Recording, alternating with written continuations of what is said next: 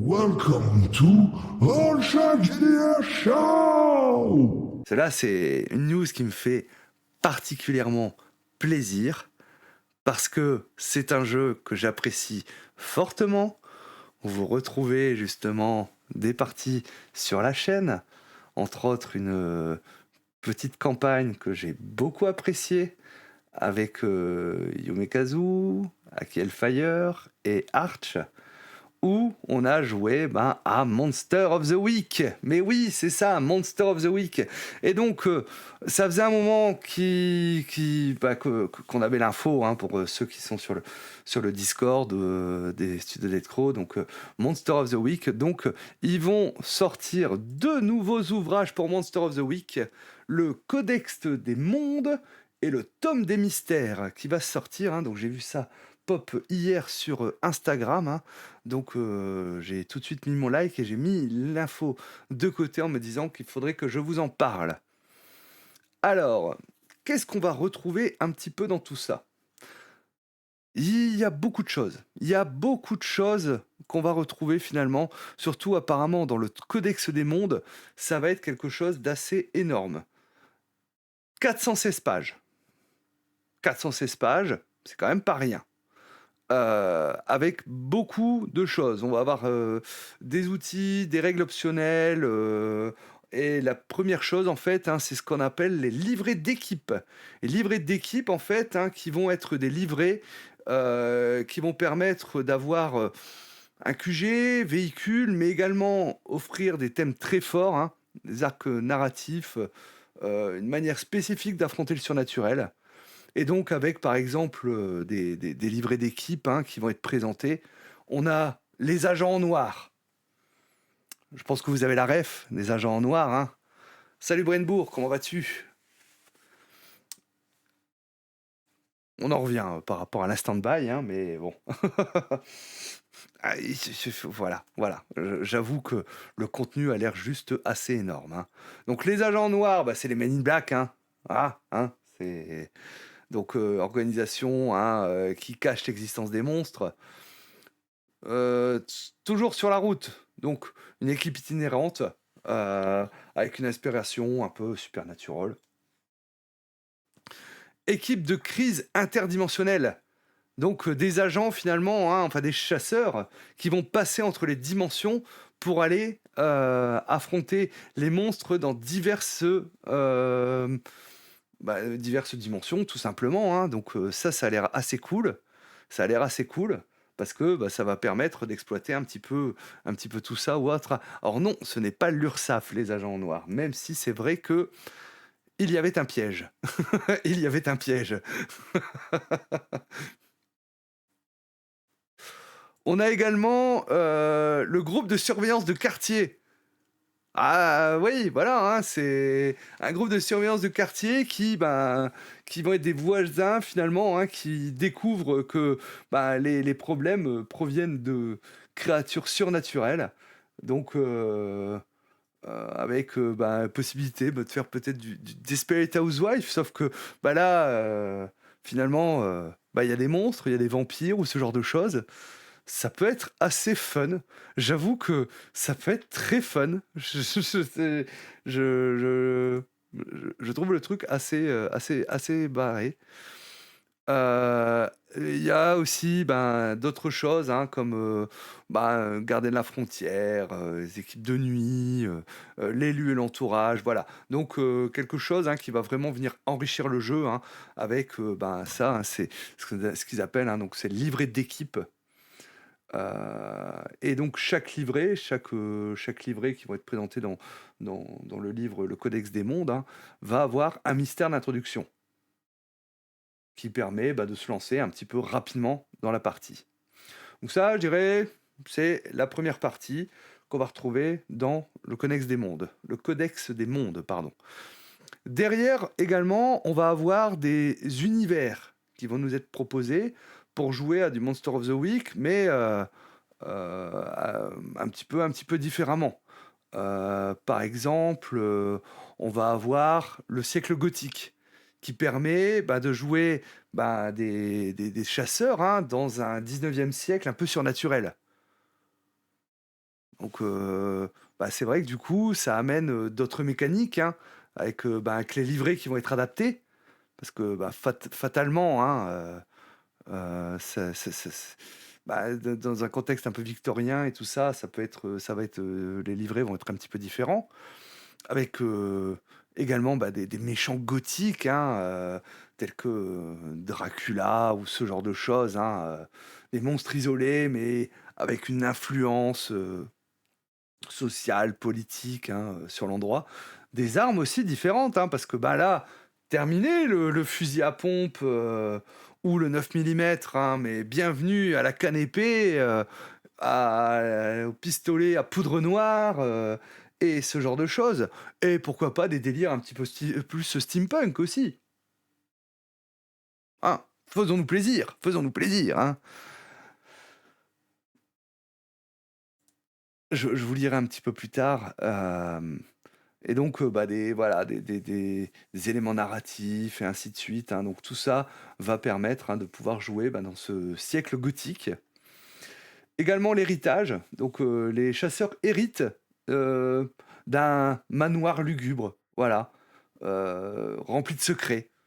Et donc, voilà, ils vont se retrouver, à hériter finalement de ce lieu, rempli de secrets occultes, ils vont découvrir petit à petit. Donc, ça peut être sympa, ça peut être sympa. C'est pas forcément celui là de suite qui me hype le plus, hein, mais bon, faut découvrir, faut découvrir. Également, et là j'avoue que c'est peut-être celui qui me fait le plus de l'œil, j'avoue, c'est Rêver avec les dieux. Un monde fictif de la Renaissance s'inspire un peu France, Espagne, Italie du XVIe siècle, hein, qui s'appelle Hélos, où la magie et le savoir proviennent des songes d'une ancienne civilisation. Et donc on va retrouver, des créatures un petit peu hybrides, hein, qui sont réapparues. Et les chasseurs doivent intervenir, hein. Et donc, derrière, on va avoir, un lore, hein, avec un bestiaire, un panthéon, une histoire, une magie unique, hein. Des nouveaux livrets spécifiquement pour ça, avec le mousquetaire, l'alchimiste des rêves, loup solitaire, condottieri. Donc ça, c'est des livrets d'équipe, hein, pardon, hein, pas des livrets de... Mais c'est des livrets d'équipe, hein. Donc, en gros, c'est pour jouer à Monster of the Week en mode KPDP. Et comment voulez-vous que je sois pas hypé par jouer à Monster of the Week en mode KPDP? Moi qui adore le KPDP, qui adore Monster of the Week. Mais voilà, je veux dire, Flurry of the Week, direct. Flurry of the Week, direct. Bonne soirée, Carnovache. Bonne soirée. Donc, et là, c'est vrai que c'est un gros morceau. Et après, on a la Marche des monstres. Marche des monstres, hein, c'est une inspiration un petit peu plus The Witcher. Donc, on est un peu médiéval fantastique, en fait, hein, où la nature se rebelle par rapport à la surindustrialisation. Et donc, les créatures, les monstres, hein, sont pas forcément des créatures méchantes, mais elles veulent survivre, ne pas se laisser faire, défendre leur territoire finalement, hein, par rapport aux colonialistes. Donc, voilà. Et avec une mécanique spécifique a priori pour ça, hein, la marche des monstres, hein, c'est un grand méchant. Ce grand méchant est pas nécessairement un monstre, parce que ça peut être un humain justement, avec différents archétypes qui sont proposés. Le dernier thème qui est proposé, c'est la lance d'os, pour jouer dans une préhistoire fantastique.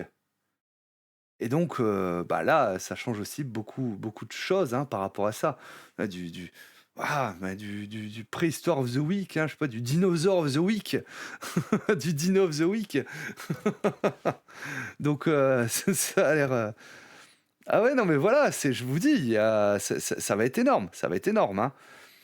Et enfin, parce que c'est pas fini, il y a encore des choses dans ce Codex des mondes, hein, ce sera a priori un chapitre destiné justement au conseil, pour imaginer justement ses propres univers, propre base. Donc, pour ceux qui aiment créer, pour les MJ très créateurs, hein, enfin, pas que les MJ, parce que le MJ, mais je dirais peut-être les fondations, mais après, c'est de la co-construction, hein, permettent justement hein, de pouvoir hein, partir sur quelque chose de cohérent par rapport à cet univers, donc en utilisant Monster of the Week.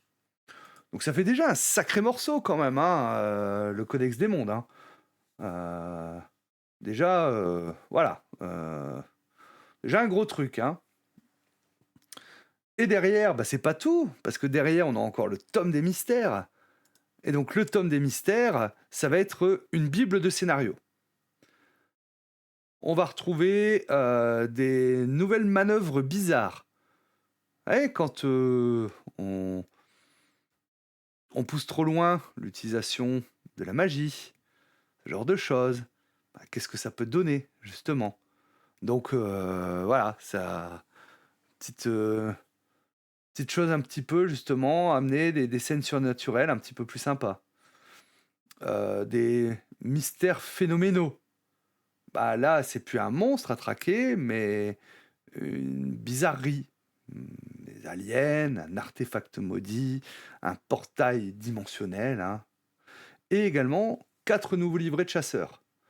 Le limier, un détective façon film noir, un peu.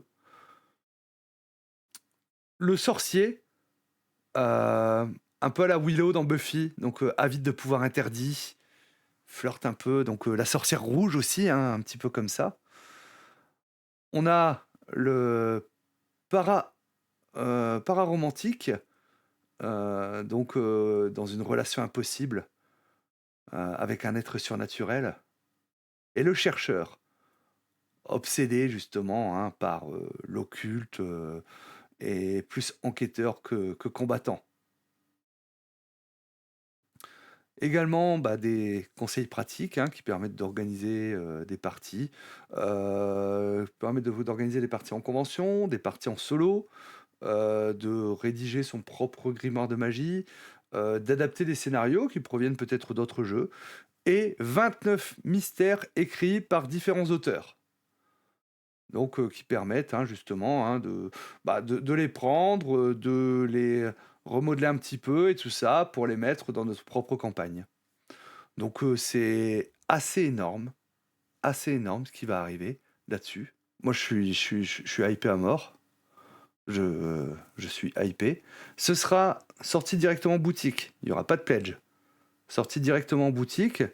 Et du coup, moi j'attends votre question. Quand est-ce que ça sort? Hein? Allez, j'attends. Ouais, j'attends. Hein. Je ne répondrai pas tant que vous n'aurez pas posé la question. Voilà. Salut Cricré, comment ça va? Et ça sort le 28 novembre. Donc là, dans quelques jours. Dans quelques jours, on va pouvoir mettre la main justement sur le Codex des mondes et le tome des mystères. Alors c'est quand qu'on mange tu peux manger devant mon live. Je pense que c'est parfaitement adapté. Il n'y a pas trop de soucis à ce niveau-là. Je ne montre pas d'images qui engendraient en tout cas ta sustentation. Ouais, ça va arriver vite, hein, 28 novembre. A priori, il devrait également annoncer une réédition du livre de base de Monster of the Week. Donc voilà. J'allais dire que ça allait être mon achat à KB, mais d'ici mai, ça va être trop long à attendre. Je me disais la même chose. Je me disais, je vais attendre de l'acheter en convention, mais est-ce que je vais réussir à attendre? Ou sinon, je l'achète en PDF et je prends le physique à KB. Et quand tu y joues, déjà il faut attendre que ce soit sorti. Du Monster of the Week, vous en retrouvez sur la chaîne YouTube. Hein, je vous remets le lien de la chaîne YouTube si jamais. Hop, voilà. Donc du Monster of the Week, il y en a déjà. On a fait, c'était un setting un peu à la Supernaturals où les chasseurs devaient aller explorer un peu des lieux hantés. Voilà, je ne vous en dis pas plus, je ne vous en dis pas plus, hein, évidemment, il y avait un mystère derrière, hein, donc c'est vrai que là, au lendemain d'Halloween, c'est parfait, ce petit cette petite chose. Donc ouais, le Connex des mondes, ça a l'air énorme, ce qu'ils annoncent, hein, quand même. Heu et derrière, le tome des mystères, avec, des nouveaux livrets. J'espère que les livrets seront, bien équilibrés parce que des fois, quand il y a des nouveaux livrets comme ça qui sortent, hein, j ouais, il y a toujours heu, enfin, je leur fais confiance, hein, je pense qu'ils seront bien équilibrés. Mais en tout cas, ça a l'air juste énorme, hein. Rien que le Codex des mondes, ça a l'air énorme. Voilà, donc j'imagine qu'il y a pas mal de gens qui aiment bien Monster of the Week. Alors, à part ceux qui n'aiment pas les PBTA, je sais qu'il y en a qui me regardent. Merci à vous, parce que j'en parle quand même très souvent des PBTA. Donc, ah non, mais on vous voit, mais ils sont toujours les bienvenus. Voilà. Hein. Mais non, on ne juge pas. Le chat peut-être vous juge, mais pas moi.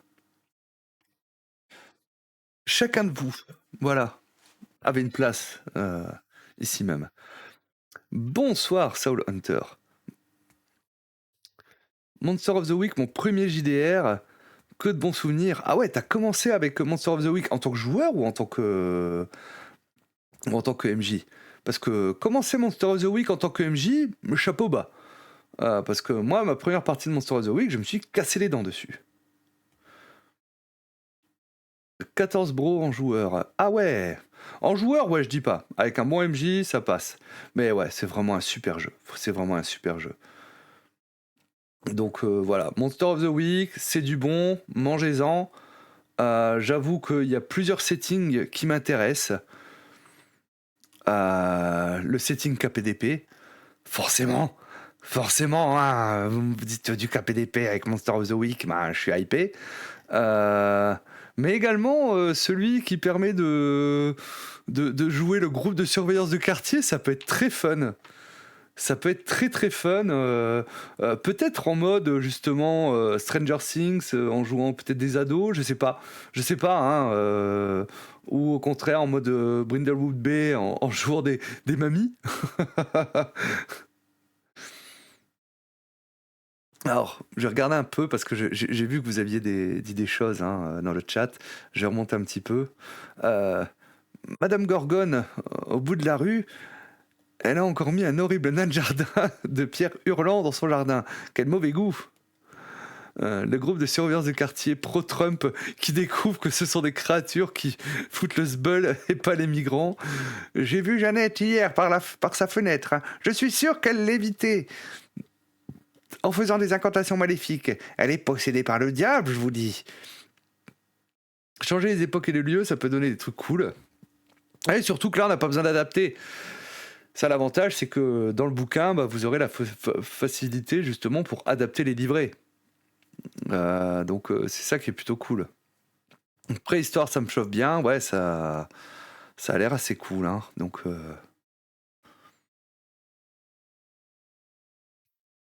la mamie ex-agent secret, c'est ça. Oui, des vieux papis. Ah, tu viens de me loter de la bouche. Ah oui, du MI6. Ouais, voilà. Donc voilà. Monster of the Week, c'est du bon. Je pense que on va y aller. On va y aller. On va se faire plaisir.